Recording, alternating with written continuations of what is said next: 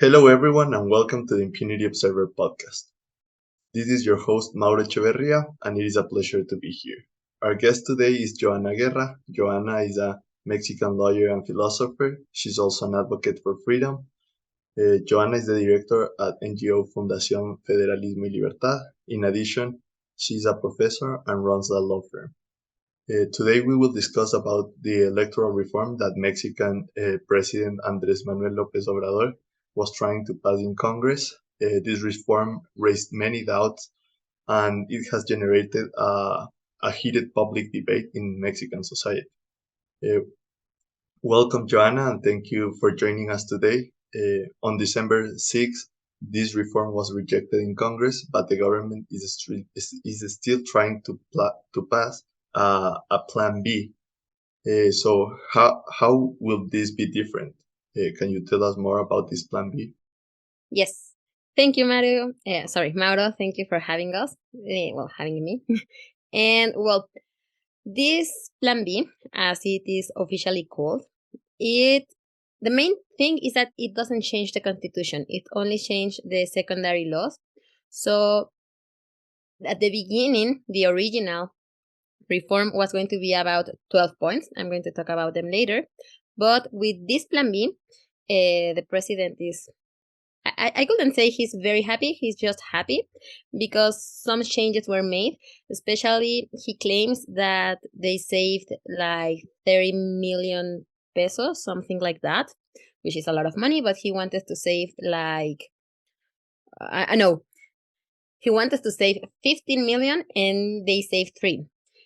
But mainly the changes are that the political parties are going to be able to save a little bit of the money and use them for the next elections, which I think that opens door to corruption.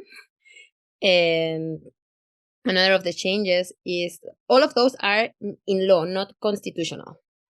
Another one of the changes is that they didn't get to change the Instituto Nacional Electoral organ, like in the way that is formed. So this is a huge win for the democracy and for Mexican. Let me think about the other one. They didn't get to change the number of the people of our representatives, which is another win. And mainly, the changes are kind of small, but I see it. Even though the plan passed, literally they just gave the plan at 3 a.m., 3:45 or something like that, and at 7 in the morning it was approved. So nobody read it, and the news that I still don't know it because the news nobody knows it. Even the congressman said we didn't read it, but we approve it because we want to change the problem to the another one. And so they didn't make all the changes. The main one is that the parties could save the money and use them for the next elections. Also, here in Mexico we are like very polarized. We have, on one hand, it's called the Bloque Conservador, who is all the people who are not from the leftists. And the left people is in a coalition. We have the party that's in the power, that's Morena. The president is from Morena. And they have 2 allies. One is Verde Ecologista, and the other one is Partido del Trabajo. By the names, you can say that they are like so very from the left. And, Partido Verde and Partido del Trabajo are very small, so they made this coalition, and it is the left. And what they claim, or a big win for them in this Plan B, is that if they don't get the 3% that they used to need to be in the Congress and to remain as a party, they can donate or interchange votes, so they can keep with the party without this 3%. Now it's going to be that they can win the 3%, like the 3 of them, which totally they will because they have Morena. But if Morena or PT or Partido Verde has like an extra, they can give it as a gift to the allies, so they can keep in the power. So I think this is like a big loss to democracy, because if they were not voted, then it's because people don't want them. So that's what concerns me today. But that's pretty much the plan B. Right. Sounds kind of crazy. But talking about the old reform that AMLO was trying to introduce, what are the main 12 changes you said that he was trying to uh, implement in Mexico? Okay. So this original reform is a very complex situation. So first I'm going to explain what is the INE, and then I'm going to explain what they try to change, and then what they did change. Okay, so I'm going to give the answer in three stages. So in Mexico, we have these autonomous organs. Those organs are created because of social needs. For example, they could be economical, political, monetary system, human rights, transparency, whatever. Okay, they are kind of new. They are from the 70s, of course. They are older than me, but in political, they are new. Okay, and well, the INE now is called INE. It started as IFE, is Instituto it was Instituto Federal Electoral. It was created in 1994, in the 90s, 1990, because after the election, Mexico had like a dictatorship, like a legal dictatorship, that is el PRI, Partido Revolucionario Institucional. They are center, okay, so they're like social democrats, and so they did elections, and when they were counting the votes, the electric lights were gone, so they committed a fraud, and then it was like a chaos. And then the result was, okay, we are going to create an autonomous organ to check elections, and that is how the IFE was created.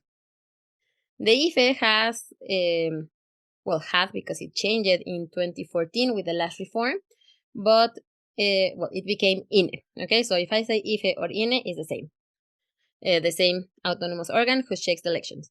So the INE, what did, they have like they are they are the most important institution in Mexico, because it's the only one that people trust in, and we trust in the INE because we know that it is autonomous, but we are like very close to this institution, because something that it sounds a little bit crazy, but one of their jobs that they do, I think the main job, is that they give us our ID. I don't know the name in Ecuador. Nuestro DNI is in Argentina.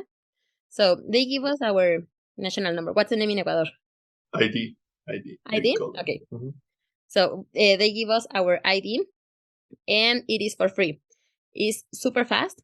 Literally, you turn 18, and 1 week later, you can have your ID, your IFE, credencial para votar. So people, and they are doing like this constant campaign, like go and get your IFE, and you need the IFE for everything. Okay, we don't have any other ID that make us be as a proper citizen. We do have the passport, but if you want a passport, you have to pay for it, and our cost of a passport is from, I don't know, $60, I think, is the cheaper, and it's for a year. So this job, giving the IDs, is the main one. Okay. Also, one of the jobs that the INE does is that they organize elections, local and federal. That includes checking. That is something very important, because it's the only organ in the world who does that. And they check the campaign times and the legality of the campaigns. So we have like many parties, and each party, according to the votes that they have like time for campaigns during elections. Okay. And for example, if Morena wins, they have an hour. If PRI is second, they have 50 minutes. If PAN is third, they have 45 minutes. Okay, so literally what they are doing, they are checking the air television, the programs on the radio, YouTube channels, like everything, checking that they have the time, like the hour, that they don't exceed the time, because that is cheating. And that is another of their jobs that I think that is very difficult. And they also check that the candidates are able to be chosen.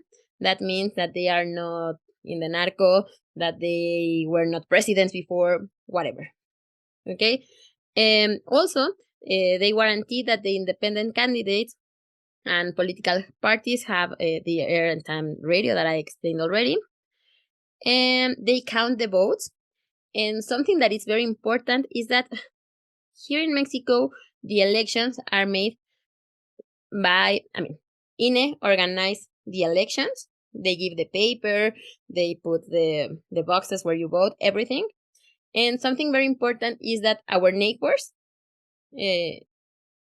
go and they count and they check that you are the person in the INE. So it's like we are very close to the INE. We are like part of them, because every election, not every election, but if it's your turn, you have to go and be there and be counting or whatever. So when they are counting and they do the addition of the state, the neighborhood, whatever, we have something that is the pre-counting, the prep. And by this, we have like, I don't know, elections are the first Sunday of July. So around 10 or 11 p.m., we kind of know the result because of this pre-counting. And that is very important. And that's what the INE does, that they check. Okay, that's in order to avoid frauds. So those were the old INE. Okay, and the amount of money that they have, 15 million pesos. Okay, that's like a lot of money. But it's not a lot of money, because there are like another projects, not institutions, but projects that are way more expensive. For example, we have a refinery that is done in the south when they don't have like the best oil or anything, and the cost of it was 3,000 million pesos. Okay, so with 9 zeros. So it's like a lot of money. And democracy was just 15 million. Okay, so of course, if you ask me, is that 14, 15 million a lot of money? Yes, of course. For an institution, no, especially this big. Then, AMLO decided, in this case, I'm just talking about the president, because even though that we have like the three powers, the three branches of the government, pretty much everything is concentrated in Mr. President. Okay, so he decided that it was like a lot of money, and we have, since he started, we have this Franciscan austerity ideas or principles or these kind of things that they are very populist. And well, he said that INE has like a lot of money, and in order to follow this austerity, Republican austerity or Franciscan austerity is literally the way that he says, he decided to change and to make a reform about elections. He said is an electoral reform, but it's quite political. I'm going to tell you the main differences that they were discussed yesterday in I think the session from the Congress was like 16, 18 hours. So it was like a huge discussion. Well, it was not a discussion. They were saying yes, no, that's pretty much 18 hours. And okay, so what he wanted to do, he wanted, okay, I'm going to explain. In his mind, he has this 4T project that is called the Fourth Transformation of Mexico.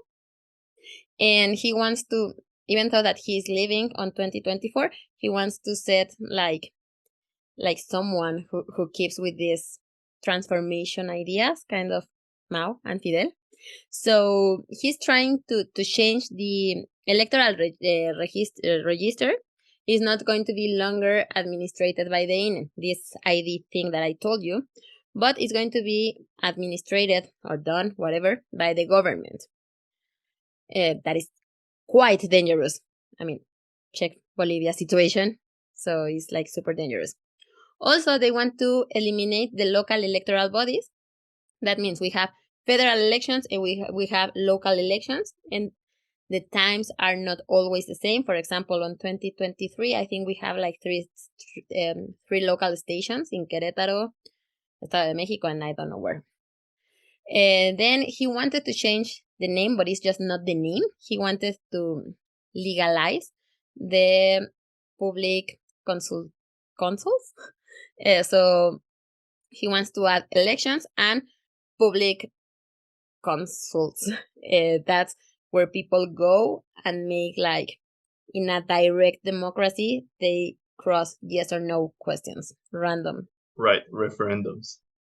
Yeah, kind of, but the name, Consultas Populares, Yeah. is, it has like this, the people can do the change ideas. So they have the referendums, I'm sorry.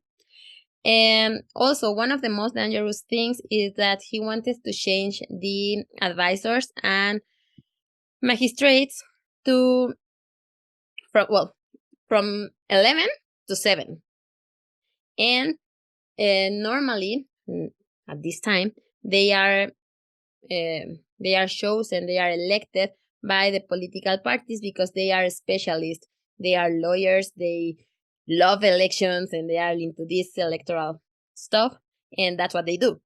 And now, one of the main changes is that citizens will vote for them, like in a referendum, in a consulta popular, but the background is that the three powers of the union are going to propose them. Okay, so president is going to give three names, Congress is going to be 3, and the court is going to give another 3, and then we are going to vote for those people and only choose 7. And they are going to earn less money than the president, which is in the law. But the president decided to set like a very funny minimum salary, kind of like Trump, like $1, something like that. And I think that this is crazy because if they are checking, they have to earn well so they don't get corrupted. Also, one of the things that they want, that AMLO wants to change, is want to stop public financing to political parties, only give them money for electoral campaigns because yearly they have like an amount that comes from our taxes. Then another risky one is that he wanted to make a reduction in the number of deputies and congressmen from 500 to 300, and from senators from 128 to 96. There was a good point. He wants to allow the federal electronic vote, which I think is necessary, especially for people who can't walk or can't move, or people who is outside the country. So I think this one was very good. And he also wanted to change the minimum participation of these referendums, especially for the revocation. It's something that he created around 2021.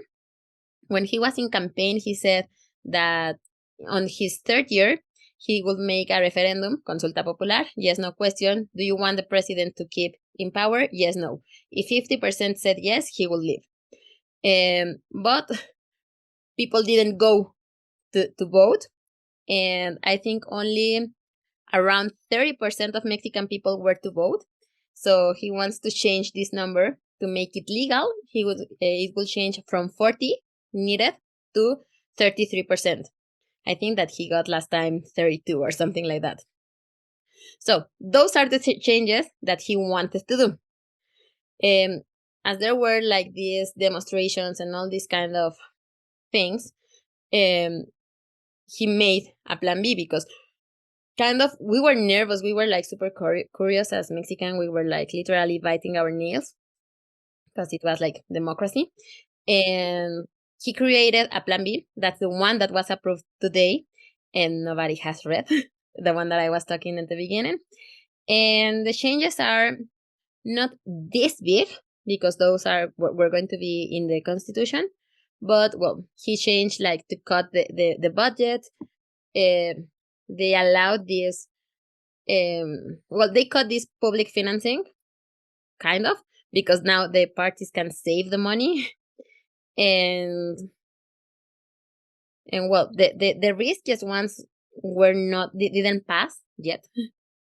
But still, like, we are like, like, we are in the middle, so it sucks. Yeah, and it seems like AMLO is in a hurry to do this before the 2024 presidential election. Why is he doing this? Is he doing this like to change probably the, I don't know, the outcome or the process of the 2024 presidential election, or why? What are his main intentions behind this? Yeah, I think he's setting the time for 2024. Yes, but I think that he's going. Well, I think that he has like 2 points. He's like doing it for 2030 because they have to do all these reforms, and they have to set that the institution is like well done. So for 2024 is not exactly. I think also that, as I said before, it's an electoral reform, but I think that the background is political.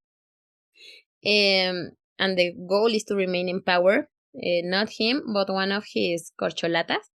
Since in this moment we don't have campaigns because it's illegal to be in a campaign. In Morena, there are 3 people who are AMLO's favorite, who could be the inherit people. So he's trying to prepare and set the times for them to be on campaign now. Even now, one of the corcholatas is Claudia Sheinbaum. She is the governor of Mexico City, and I think that she has been in campaign the last 2 years.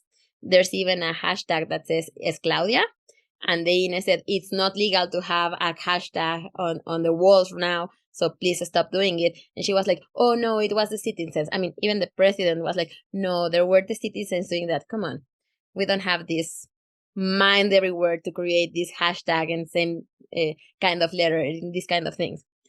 So yeah, he's trying to set the times, but also he's trying to prepare the time for the 2023 elections.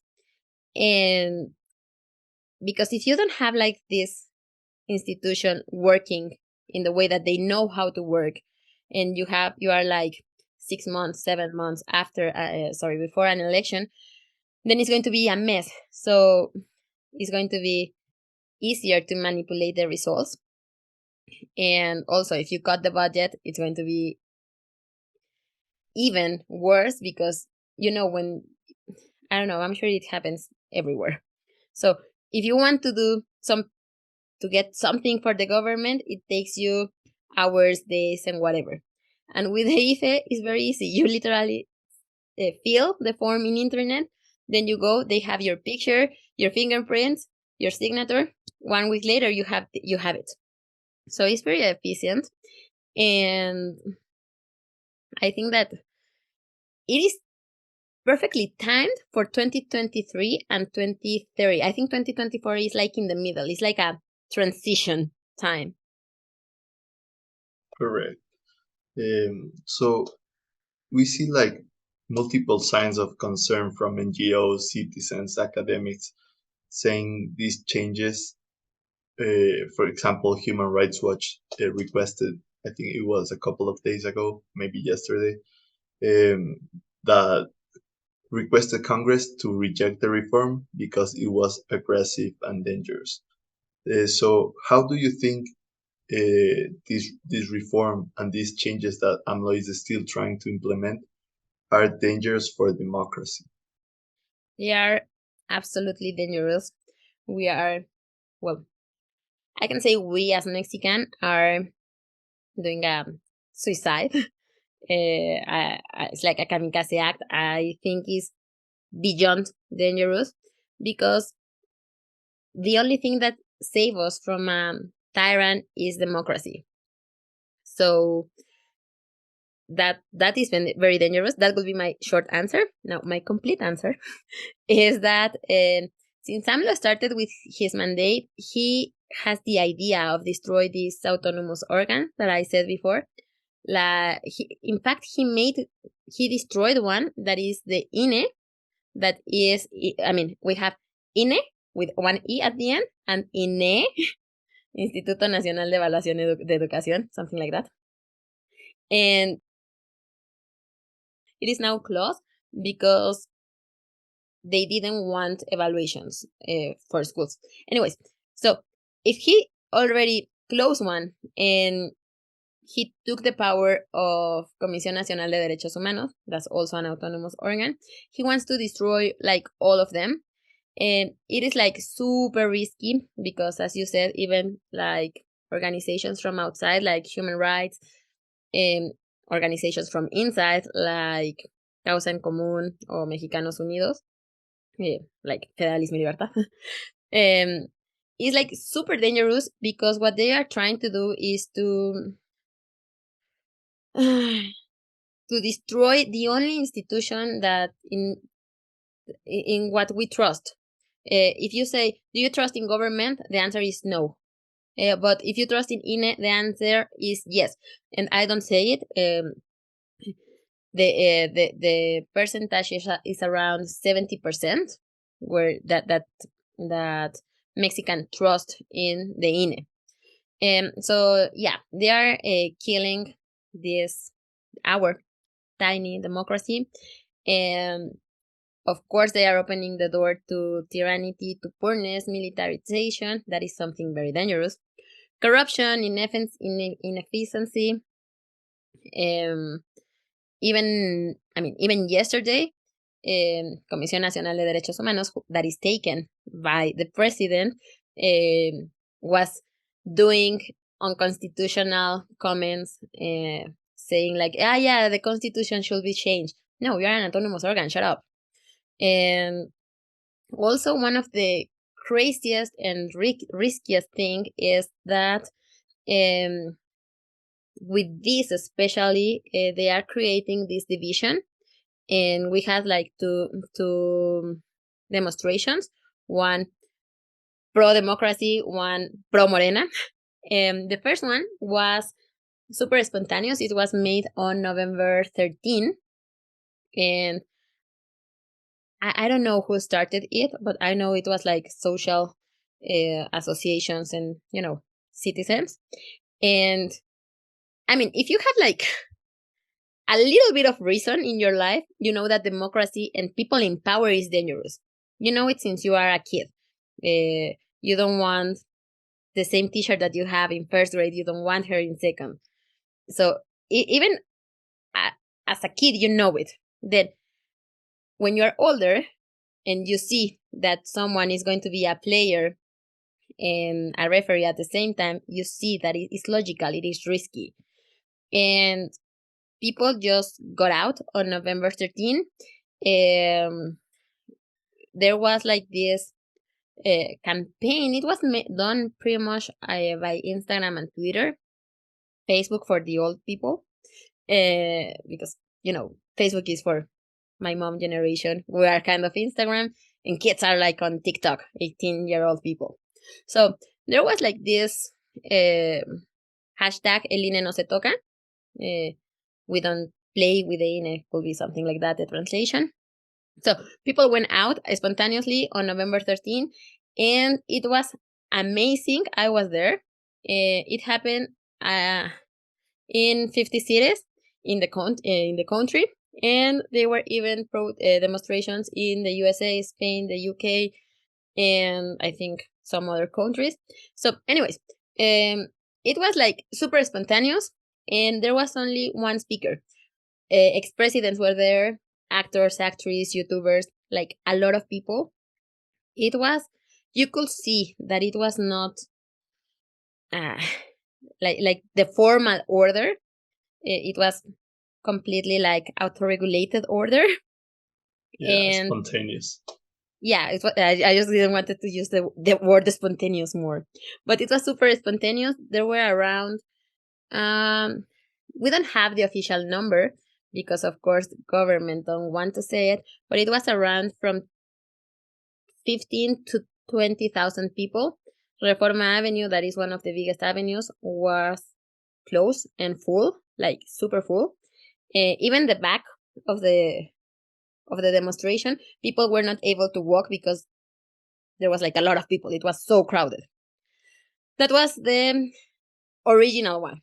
It was so big. Even the president, in his morning conferences, he said that it was a striptease from the conservatives because they want to show off their power or something like that.